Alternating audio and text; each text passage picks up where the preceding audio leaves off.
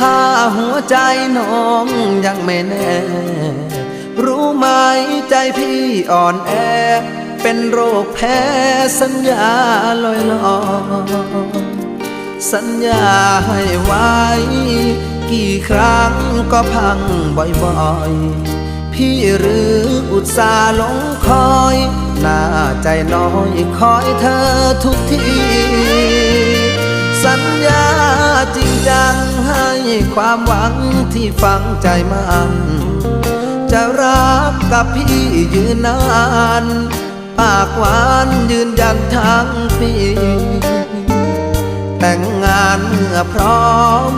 อย่าหอมยอมใจรักพี่ผลลัพธ์ก็คือช้ำฟรี